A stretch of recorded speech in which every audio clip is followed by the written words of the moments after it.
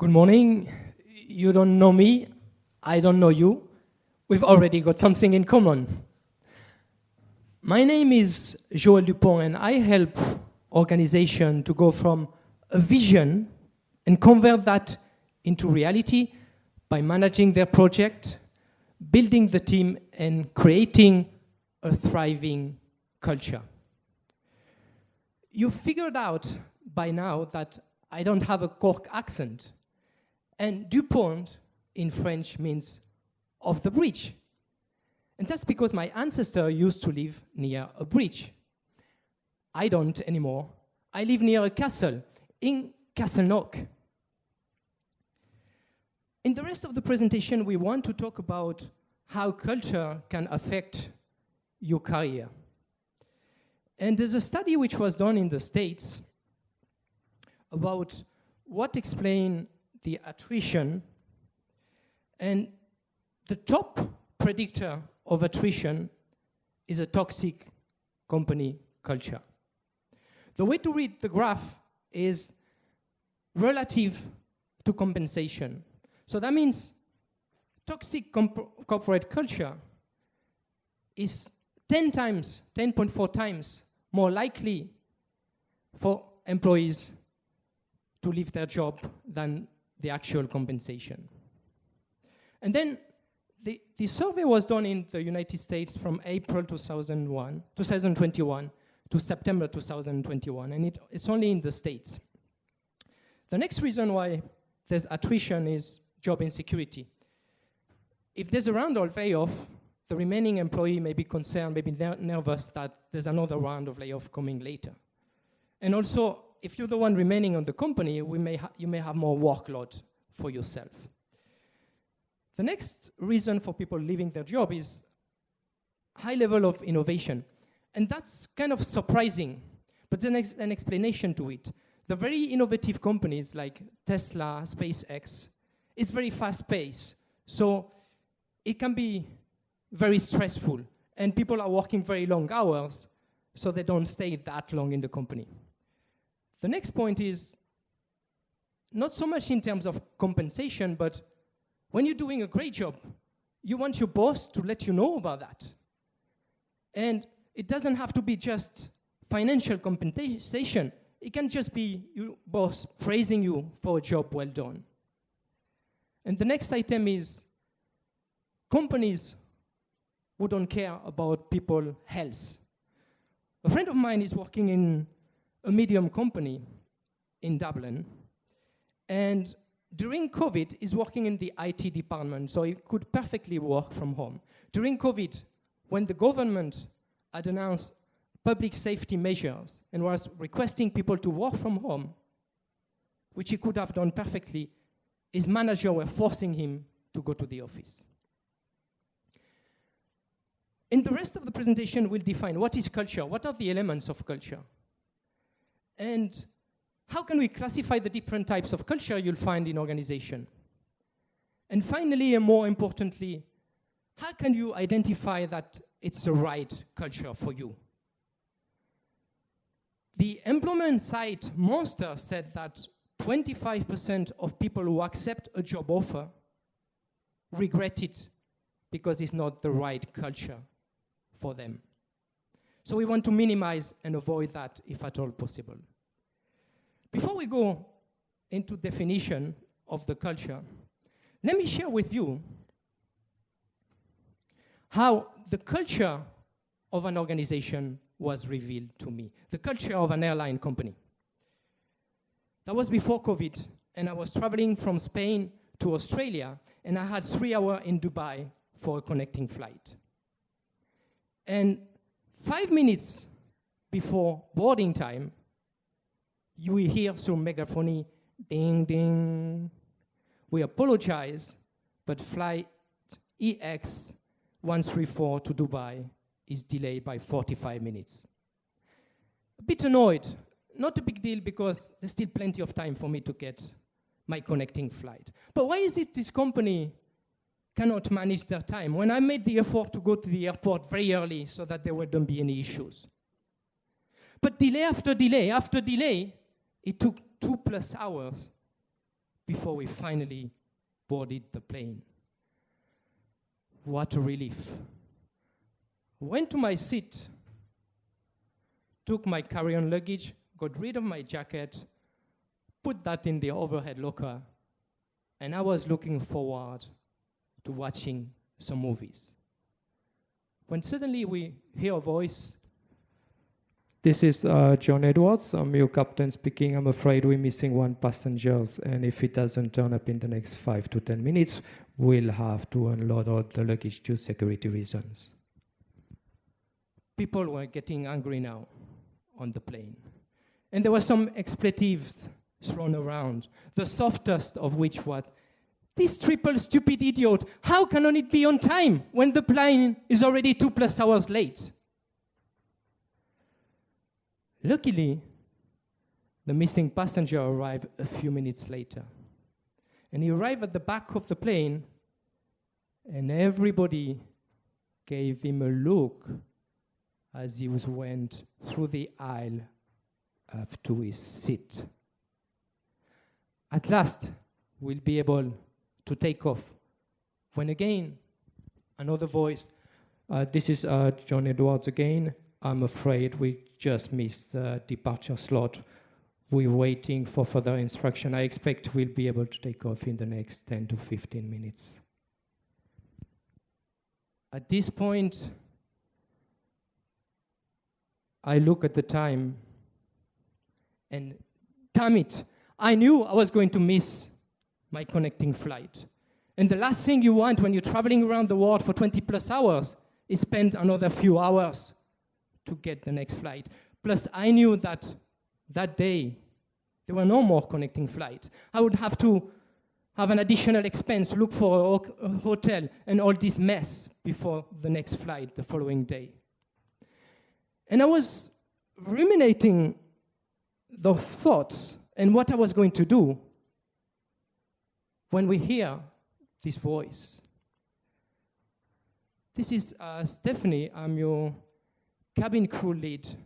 Again, we want to apologize for the delay, and we acknowledge that some of our passengers are going to miss their connecting flights, and for this reason, we have arranged shuttles and booked hotels free of charge, and we'll bring you back to the airport for the next available flight on the following day.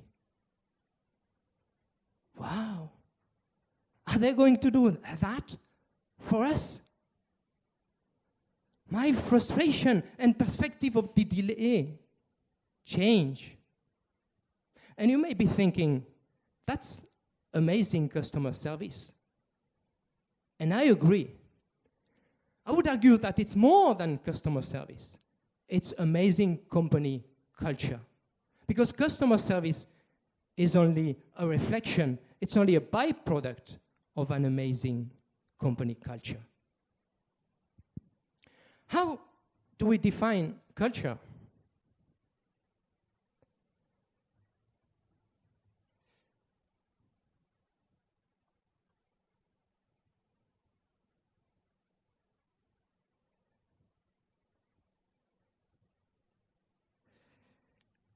In the domain of biology, culture is the process of cultivating living organisms in an environment of nutrients.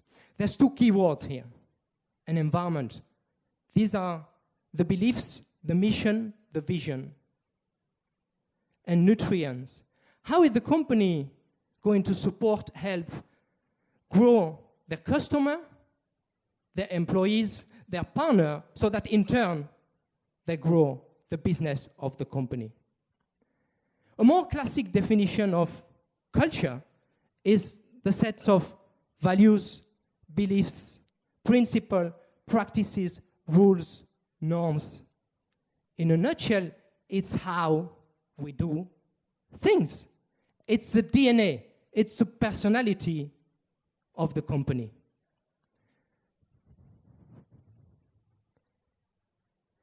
This is an example of culture, how we ride a motorbike in Ireland. And that's the culture on how we ride a motorbike in India. In the culture, there's various elements. Some of them are not so important, like the color on the logo of the company. But some of them are more foundational. How do people relate to each other in the company? How do they interact, in particular between different levels of hierarchy and management?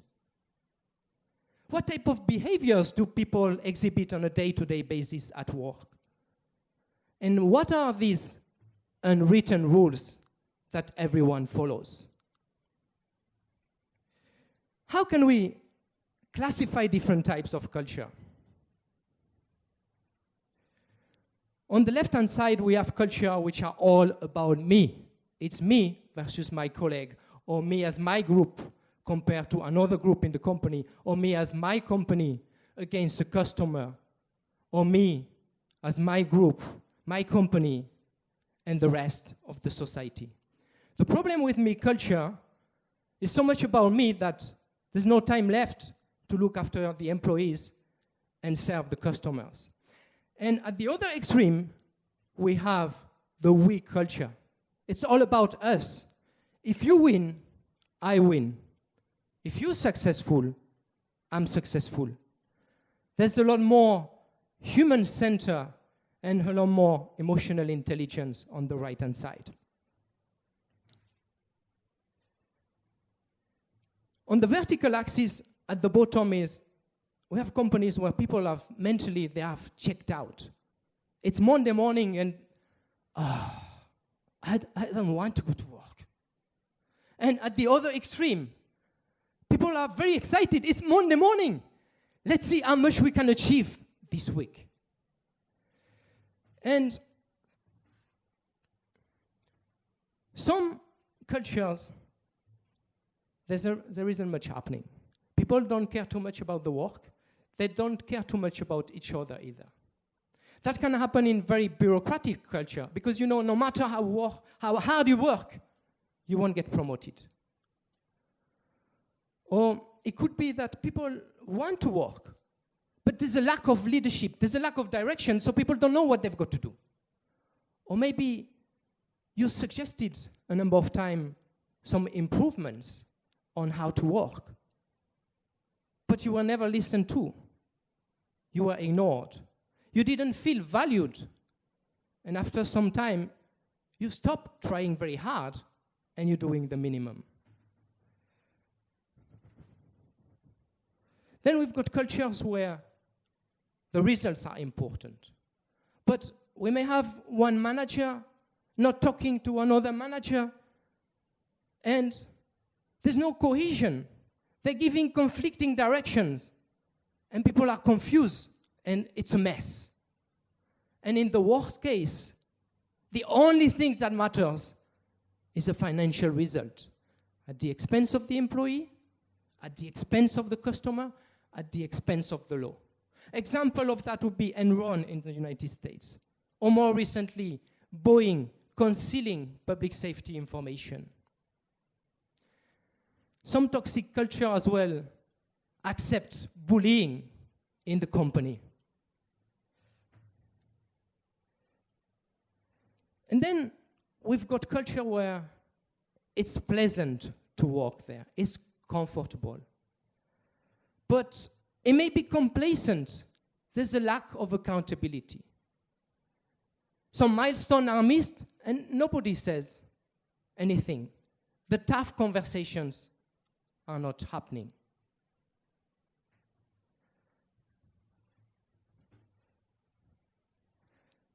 And then we have where 1 + 1 is 3. Because we're creating synergies. People are working as a team. Together, everyone achieves more. And in the best cases, people and employees are so compelled by the vision of the company that they'll do their utmost to make sure it happens. That is a thriving, a magnetic culture. And in this situation, the employees and the customers are doing the marketing for the companies because they are the fans of the company. And it all starts and ends at the door of the organization. It all starts and ends with the hiring process and who you let in.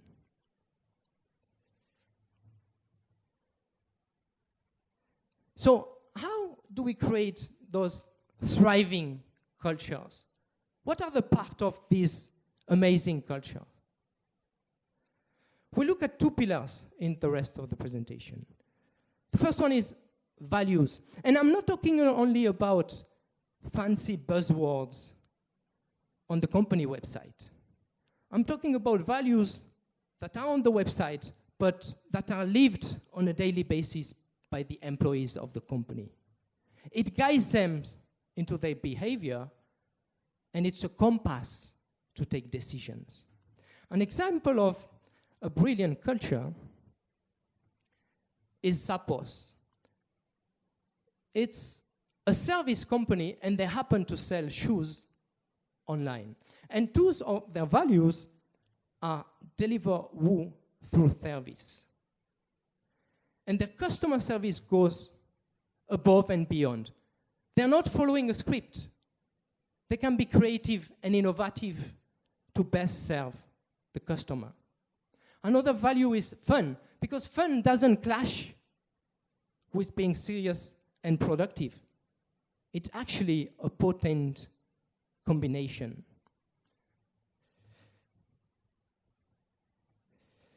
Another pillar of culture is psychological safety. What is psychological safety? It's the belief that you can speak up without the fear of being punished or humiliated, without the fear of any negative consequences to your self-image, your status, and your career. And some elements of that includes when you make a mistake in some company, people are going to hide the mistake. When it's psychologically safe, you're going to flag it so that you can improve the processes. Take it as a learning experience and make sure that nobody does the same mistakes. The focus is on improving rather than blaming the person. The next element is the safety to work autonomously. And that is, nobody wants to have big brothers all the time looking at your every move. The safety to ask a question or ask for help. Imagine you're in a meeting with some colleagues, and maybe your boss is there. And it has been decided a course of action. You understand what is to be done, but you don't know how to do it. Are you going to remain silent because it's not safe to raise your hand? Or is it safe for you to raise your hand and say, understand what we want to do, but can somebody help me because I don't know how to do it? And then we've got the safety to provide feedback, in particular to management, because otherwise you will only tell management what they want to hear. But if it's safe, you'll bring problem and issues and potential solutions.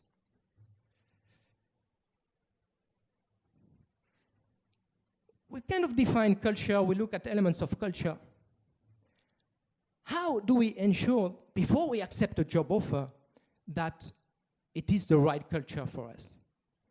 Not so much in terms of bad and good culture, even though we've seen this toxic culture, but amongst the good culture, which one is the right culture for us so that we can be happy in the job and we won't be looking for another job just after accepting one? The first thing is to start with yourself. You may not have thought too much about it, but what is it you like? How do you like to work? What you don't like? What are your values? Write that on a piece of paper. What are your red lines? What are you not willing to accept? And then you're going to research the company. You go on their website, you find out their vision, their mission, their values, information. And then you'll contrast that information when you'll be talking to other people in the company. And you want to go to a website like Indeed or Glassdoor to look at the reviews. Not only the number of stars, but read the reviews, because that will be ammunition for you in the interview. If you find that people are complaining about poor management, then during the interview, you can ask, I've read that people are not so happy with management. Is there any plan of action to remediate that? And the answer you get to this question will give you a lot of value, a lot of insight as to whether the company doesn't care or they're acting upon it. You want to look at sites as well like best place to work. And you may want to look at social media, what the company is doing and how it's interacting with the rest of the community. The next thing you want to do is to connect with people in the company. Talk to people you know who are working in the company, who have worked in the company. It may be that you don't know anybody. In that case, go on LinkedIn and search people currently or who have worked in the company. And drop them a note asking them, hey, I'm planning to apply to your company. Could you give me 15 minutes of your time? I'd like to ask you a few questions about the culture of your company. And you'll be surprised the number of people that are happy to spend time with you and talk about it. And you want to talk maybe as well to providers, to partners, to customers about this company. And try to talk as well, if you can get referred to somebody who's not happy with the company so that you get another perspective. And if you can, if you're not going through a hiring agency, before you apply, ask the person working in the company, do you have a referral program? A referral program is mostly for medium to large company, and the idea is the employee passing on a CV, if then the person is high for the position, they get some money. And it's a double bonus. It's a win-win, because company will only refer candidates that they think are good candidates because they've got their reputation at stake. And if you referred by an employee rather than applying directly, then you go on the VIP lane. You'll get preferential treatment. The company may be receiving lots of CVs, and maybe they don't see your CV. But if you're being referred, your CV is going to be looked at. And your chances of being hired is 10 times higher if you're being referred. Then you may want to look at the news. Google, are there any recent news about the company? That's valuable information. You may find out maybe they're building a new office. They're laying off people. A customer is suing them. You want to know these things. And then at the interview, you want to open your antennas. You want to observe, especially if you're in a company office. Do employees there, do they look happy? Or do they look stressed out or bored? And you want to ask specific question. If you're a humorous person, don't ask the generic question, what the culture in the company like, but ask, how is humor considered in the company? And then, congratulations. You got a job offer, and it's amazing because they give you more salary than you expected, than you hope. Fantastic. Before you sign, hold on, you still have a chance. If you have any doubts, if you have a gut feeling that there's something off with the company, it may not be the company for you. That's your chance to ask as well and clarify any doubts you have remaining. And if the company is offering to work from home 1 day a week and you need 2 days, that's the time to come back to the company and say, I'm delighted with the offer. Could we tweak it a little bit so I can work from home 2 days a week? In summary,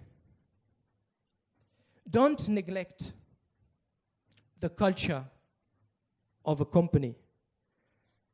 Because you may join a company, and if it's not the right fit for you, you won't be happy, and in no time, you'll be looking for a job again. Thank you for listening to me. You're awesome, and I wish you all the best in your job search, and if you have any questions, I'll be hanging around. I'll be delighted to talk to you. Thank you very much.